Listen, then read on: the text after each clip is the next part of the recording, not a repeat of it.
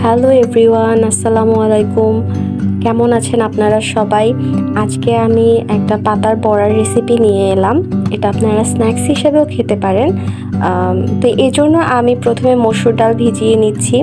তো আজকে যে পাতার বড়া করব সেই পাতাটা হচ্ছে তেলাকুচা পাতা। আমরা সবাই এই নামেই সাধারণত চিনে থাকি। তেলাকুচা পাতাটার বড়া বানানোর জন্য প্রথমে আমি মসুর ডাল ভিজিয়ে নিচ্ছি। তো আধা ঘন্টা থেকে 1 ঘন্টা ভিজিয়ে নিলেই হবে। তেলাকুচা পাতা কিন্তু শরীরের জন্য ভীষণ উপকারী। এটাতে বিটা ক্যারোটিন রয়েছে, ভিটামিন এ, বি, সি, এরপর আয়রন আছে, প্রোটিন আছে, আঁশ আছে। তো এটা শরীরের জন্য খুবই উপকারী। তো এই জন্য আমি কিছুটা পাতা কুচি কুচি করে কেটে নিব, আর মসুর ডালটা আমি ব্লেন্ড করে নিব। কিছুটা দানা দানা থাকবে, এই যে আমি আপনাদের দেখিয়ে দিচ্ছি, আপনারা দেখতে থাকুন।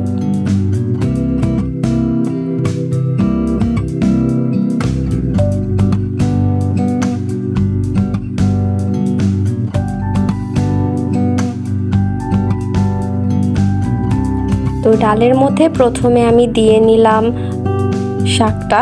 শাকের সাথে আমি একটা কাঁচামরিচও দিয়েছিলাম কুচি কুচি করে, আর কিছুটা পেঁয়াজ,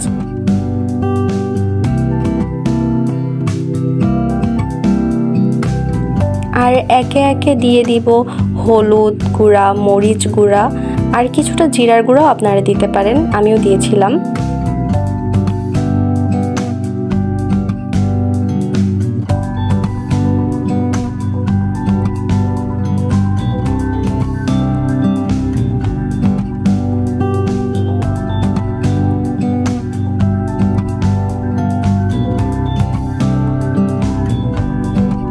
আমি এখনই লবণ দিব না, যদি লবণটা দিয়ে দেই তাহলে এটা থেকে অনেক পানি বের হবে, আর যেহেতু একটা বড়া করব সেহেতু বেশি পানি পানি না হয় ভালো। বেশি পানি ছেড়ে দিলে এটা পরে খেতে ভালো লাগবে না। এখানে আমি 1.5 টেবিল চামচ দিয়ে দিচ্ছি চালের গুঁড়া,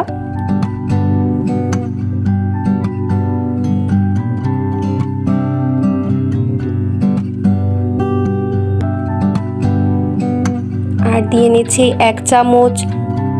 নিচ্ছি 1 চামচ আটা বা ময়দা, আপনারা যেটা ইচ্ছা সেটা দিতে পারেন। এরপর আমি এটা ভালো করে মেখে নিব। এখানে কিন্তু আমি কোনো পানি ব্যবহার করছি না, এই শাকটা থেকেই কিছুটা পানি বের হবে।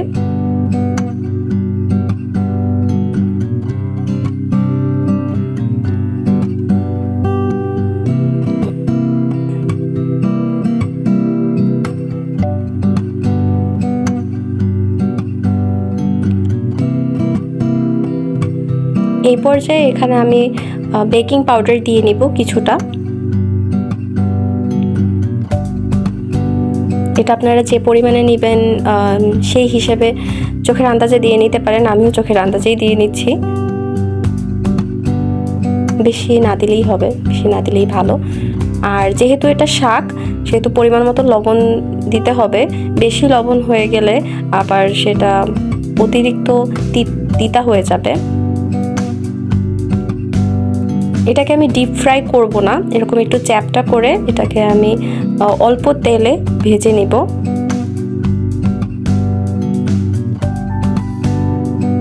আর এটাতে অল্প পরিমাণে ভাজতে হবে, অল্প অল্প ব্যাচে দিলে পরে এটা খেতে বেশ ভালো লাগবে, ক্রিস্পি হবে। সবগুলো একসাথে না দিলেই ভালো।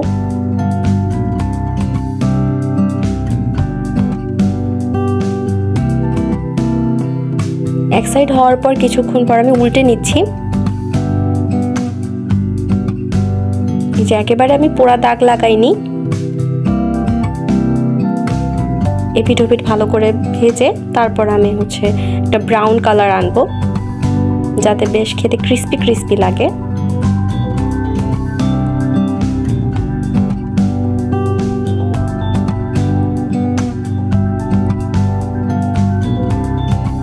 এই যে আমার শাকের বড়াগুলো রেডি। তো এর ফাঁকে আমি একটু দুধ চাও করে নিয়েছিলাম, এটা আমি বিকেলের নাস্তা হিসেবেই খাবো। এটা কিন্তু আপনারা বানিয়ে দেখতে পারেন, বেশ মজাদার একটা বিকেলের নাস্তা হয়ে যায়, আর গরম গরম খেতে বেশ মজা লাগে। আপনারা আপনারা এটা ট্রাই করে আমাকে জানাবেন। আর কোনো প্রশ্ন থাকলে আমাকে অবশ্যই কমেন্ট বক্সে লিখে জানাবেন, আমি খুশি হব। আজকে এই পর্যন্তই। আল্লাহ হাফেজ।